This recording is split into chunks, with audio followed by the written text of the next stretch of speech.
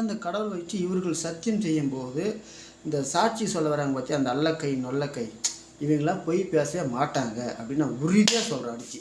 ரெண்டாவது விஷயம் என்னன்னு கேட்டாக்கா, அந்த பகவத்கீதை புக்கு சொல்கிற பற்றி அந்த பகவத்கீதை புக்கு கீதை புக்கு அது நம்பிக்கையில். ஏன் நான் சொல்கிறேன்னா, அந்த பகவத்கீதை புக்கு வந்து கடவுளே எழுதியிருந்தாலும் கைப்பட அவர் எழுதியிருந்தாலும் அது வந்து மதிக்கலாம். அதை விட முக்கியமான ஒரு இது, அதாவது ஒரு மனிதன் திருமணம் ஆகிவிட்டால் மனைவி மற்றது இதுதான் முக்கியமான ஒரு பூர்வீக சொத்து மாதிரி. அப்போ திருமணம் ஆகலைன்னா தாய் தந்தை. அப்போ ஒரு மனிதனுக்கு முக்கியமான பவர் எங்கே இருக்குதோ அதை பார்க்கணும். ஒரு மனிதனுக்கு கை வச்சா எங்கே வலிக்கும் சொல்லி யார் மீது பாசம் அதிகம் வைத்திருக்கிறாரோ அவர்களுக்கு அதுதான் முக்கிய பூர்வீக சொத்து. காடுகரை என்னங்க காடுகரை நீங்கள் நாளைக்கு சம்பாதிச்சிடலாம். அப்போ அவர்களை மீது சத்தியம் செய்ய வேண்டும். அப்போ அந்த பகவத்கீதை புக்கு விட்டு ஒரு மனித பூர்வீக சொத்துங்கிறது வந்து அதுதான். திருமணம் ஆகிவிட்டால் மனைவி மற்றும் பிள்ளைகள் இதுதான் பூர்வீக சொத்து. திருமணம் ஆகவில்லை என்றால் தாய் தந்தை இதுதான் பூர்வீக சொத்து. இல்லை ஒரு மனிதர் வந்து உடன் பிறந்தவர்கள் இதுதான் பூர்வீக சொத்து. ஒரு மனிதர் யார் மீது பாசம் வைத்துக்கிறார்களோ அதுதான் பூர்வீக சொத்து. அப்போ இவர்களை வைத்து சத்தியம் செய்ய வேண்டும். அப்போ அந்த கேவலம் தான் சொல்லுவான். கேவலம் அந்த புக்கு மேலே எனக்கு ஒரு 500,000 ரூபா ஈஸியாக சத்தியம் பண்ணிட்டு போயிடுவாங்க. அதெல்லாம் கடவுளே எதுனாலும் அந்த புக்கு மேலே கிடையாதுங்க. இதில் இன்னொரு விஷயம் மறுபடியும் சொல்கிறேன். கடவுளே இல்லைன்னு சொன்னால் அந்த சின்னத்தை இப்போ 2026 யாருக்குன்னா ஒரு கடவுள் சின்னத்தை கொடுத்தா நிச்சயமாக அவன் ஜெயிப்பான். ஏன்னா இன்றைக்கி காசா கடவுளான்னு பார்த்தா நீ இருக்கிற காலகட்டத்தில் பார்த்தா கடவுள் அடிச்சுக்கு அவனும் கிடையாது. யாரும் வானத்திலேருந்து குதிக்கல, பூமியிலேருந்து போகிறதில்ல. மனிதர்கள் எல்லாம் சாக பிறந்தவர்கள் எல்லாரும். நம்ம கடவுள்கள் எல்லாரும் சாதிக்க பிறந்தவர்கள். கடவுள் அடிச்சுக்கு அவனும் கிடையாது, யாரும் கிடையாது. அப்போ இந்த கட்ட பஞ்சாயத்து குட்ட பஞ்சாயத்து இந்த நாட்டாமை தீர்ப்பு தலைவர் பஞ்சாயத்து தலைவர் தீர்ப்பு கிராமத்தில் விட நம்ம நீதிமன்ற தீர்ப்பு தான் முக்கியமான தீர்ப்பு நம்ம கொடுக்குற நீதி அரசருக்கு. அப்போ அவங்க என்ன சொல்கிறாங்கனாக்கா வந்து அந்த சாட்சியங்களும் ஆதாரங்களும் முக்கியமானது தான் அப்படின்னு சொல்கிறாங்க. நான் என்ன சொல்கிறேன்னா, சாட்சியங்களும் ஆதாரங்களும் ஒரு மனிதனுக்கு முக்கியமானதான் இல்லைன்னு சொல்லலை. அப்போ வந்து எப்படின்னா வந்து ஒரு குற்றம் செஞ்சுருப்பான் ஒரு மனுஷன் குற்றமே செய்யலை, அவனுக்கு வந்து சப்போர்ட் சாயல் எதுவுமே இருக்காது. அப்போ அந்த குற்றம் செஞ்ச மனுஷனுக்கு வந்து ஆட்சி பலம் இருக்கும், அரசியல் பலம் இருக்கும், பண பலம் இருக்கும், திமிரு பலம் இருக்கும், அதாவது வந்து திறன் பலம் இருக்கும். திறன்னா வந்து என்ன, திறமைசாலி அப்படின்ற எல்லா பலமும் இருக்கும். அவங்க அதனால் வந்து எப்படியாச்சும் ஒரு வழியில் தப்பிச்சிருவாங்க. அப்போ இந்த குற்றம் செய்யாதவங்களுக்கு வந்து உயர்ந்த ஒரு எதுவுமே இருக்காது. அன்னாட ஒரு குளிகாட்சியாக இருப்பாங்க. அவங்க வந்து ஆள் பலம் இருக்காது, அரசியல் பலம் இருக்காது, பணப்பலம் எதுவுமே இருக்காது. அப்போ அவங்க குற்றமே செய்யலை, அப்போ அவங்க ஒரு தவறே செய்யலை. அவங்க வந்து இன்றைக்கி தவறுன்னு சொல்கிறதுக்கு அதிகாரம் இவங்ககிட்ட இருக்குது. அப்போ நம்ம அந்த இடத்துல என்ன பண்ணுறோம், அப்போ அங்கே நீதி தேவதைன்ற ஒரு பொம்மை வச்சுருக்குறோம். அப்போ அந்த பொம்மை தூக்கி ஒரு ஓரமாக வச்சுட்டு இந்த மாதிரி ஒரு கடவுள், நல்ல ஒரு ஆக்ரோஷமான ஒரு கடவுள் சிலையை 4 பக்கம் 4 கடவுள் வச்சு நீ கேள்வி கேளு, பக்கத்தில் வரவங்க பதில் சொல்கிறதுக்கு பயப்படுவாங்க. ஏன்னா உண்மை இருந்தால் மட்டும்தான் அவங்க தைரியமாக சொல்லுவாங்க. தப்பு இருந்தால் கண்டிப்பாக சொல்லவே மாட்டாங்க யாருமே.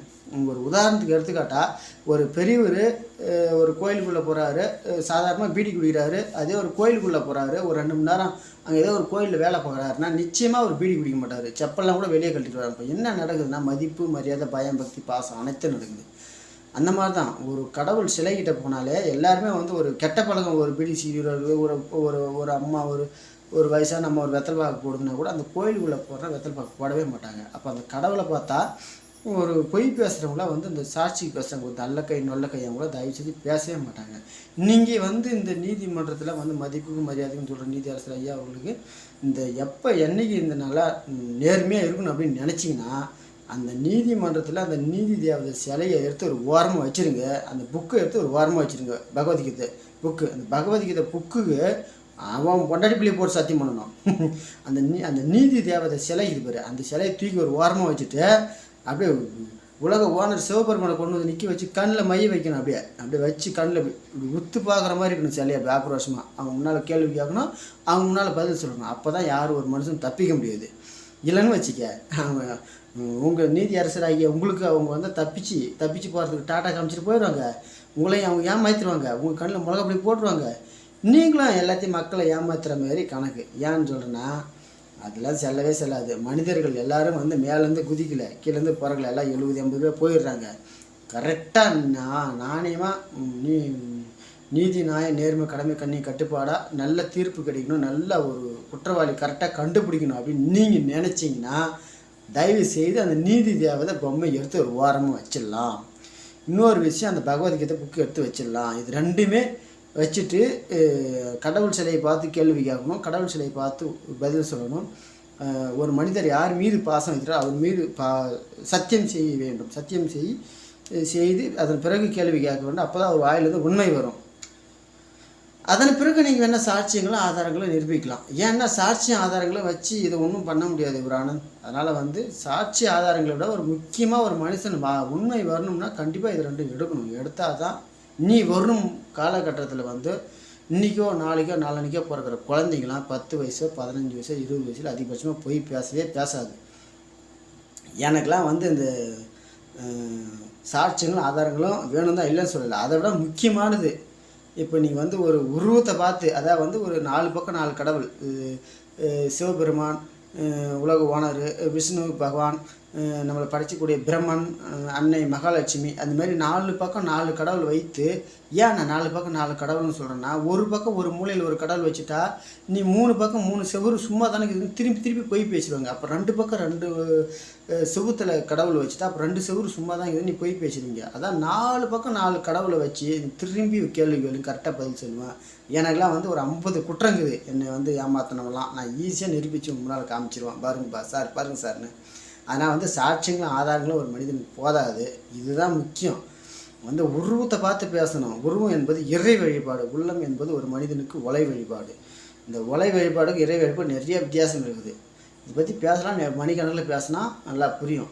ஆனால் இதில் இன்னொரு விஷயம் என்ன சொல்கிறேன்னு சொன்னால், நீ இறை வழிபாடே இல்லை, இறைவனே இல்லை அப்படின்னு நினச்சிங்கன்னா, சாதாரண ஒரு மனிதனுக்கு இதே கடவுள் பண்ண ஒரு 5-6 மாதம் தான் அந்த சின்னத்தை அவன் கொடுத்து பாரு பார்ப்போம். கொடுத்தா ஜெயிச்சிருவான். முதலமைச்சர் ஜெயிச்சிருவான். இல்லைனா ஒரு எம்எல்ஏ ஒரு மூலையில் எங்கேயாச்சும் தொகுதி கொடுப்பாப்போம், கொடுத்தா ஜெயிச்சிருவான். ஏன் கொடுக்க மாட்டேங்க? நீங்கள் பயப்படுறீங்க. ஏன்னா கொடுத்தா அவன் ஜெயிச்சிருவான். அவ்வளோ பயம் இருக்குதுல்ல. அப்போ அவங்க மேலே மக்கள் மதிப்பு, மரியாதை, பயம், பக்தி, பாசம் எல்லாம் வைத்திருக்கிறாங்கன்னு உங்களுக்கு தெரியுமில்ல. அப்போ அந்த இடத்துல நீங்கள் அந்த உருவ சிலையை வைத்து ஒரு கேள்வி கேட்கறதுக்கு ஒரு பதில் சொல்கிறதுக்கு அப்படின்னா உங்களுக்கு தயக்கம்.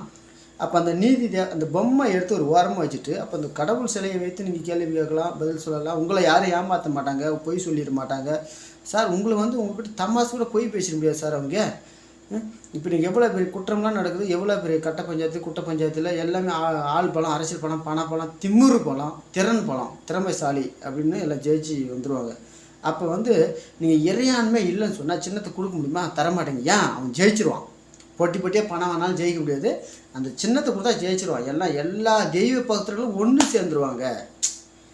இன்றைக்கி காசா கடவுளான்னு இன்றைக்கி ஒரு கணக்கு எடுத்துட்டா எல்லா தெய்வ பக்தர்களும் ஒன்று சேர்ந்துருவாங்க. காசுக்கு போடுற கூட்டம் எங்கே, காசு செலவு பண்ணிட்டு நம்ம கோயிலுக்கு போகிற கூட்டம் எங்கே? இதை பற்றி பேசினா ரொம்ப மணிக்கணக்காயிரும். அப்போ நம்ம என்ன பண்ணணும், வருங்காலத்தில் நம்ம நல்லா இருக்கணும் அப்படின்னு நினச்சிங்கனாக்கா, நீதி அரசர்கள் ஐயா உங்களுக்கு சொல்கிறேன், அந்த தயவு செய்து அந்த நீதி தேவதை அந்த பொம்மை தான் என்னை பொறுத்த வரைக்கும் அந்த குற்றம் சொல்ல முடியாது. அந்த பொம்மை எடுத்து ஒரு ஓரமாக வச்சிடலாம். அந்த பகவத்கீதை புக்கு அதையும் எடுத்து ஒரு ஓரமாக வச்சுட்டு, பகவத்கீதை புக்கு பதிலாக தான் உயிர் யார் மேலே உயிர் பாசம் வச்சுக்கிறாங்களோ அவங்கள வச்சு தீர்ப்பு சொல்லணும். அப்போ தான் தவறுகள் சொல்ல முடியாது. அந்த பகவத்கீதை புக்குக்கு பதிலாக கடவுள் சிலை, உருவ சிலை வைத்து கேள்வி கேட்க வேண்டும். அப்போ தான் உங்கள்கிட்ட கரெக்டான பதில் அவங்களுக்கு கிடைக்கும். உங்களையும் யாரும் ஏமாற்றிட மாட்டாங்க, உங்களோட தமாசு கூட பொய் பேசிட மாட்டாங்க, நீங்களும் யாரும் ஏமாற்ற முடியாதுன்னு சொல்லி அந்த வீடியோ மூலமாக சொல்லி நன்றி, விடைபெறுகிறேன். மீண்டும் இன்னொரு வீடியோவில் சந்திப்போம். நன்றி, பாய். இந்த வீடியோ பிடிச்சிருந்தா யாருக்கு வேணாலும் லைக் பண்ணலாம், ஷேர் பண்ணலாம். என் நம்பர் வேணுங்களா? நல்லா பார்த்துங்க. நான்லாம் முகத்தை பார்த்து பேசுகிறோம், முதுகு பார்த்து பேசுகிறோம். நான் இல்லை. 7812824744 இதுதான் நம்பரு. நீங்கள் எப்போ வேணாலும் கூப்பிடலாம். பாய், நன்றி, வணக்கம்.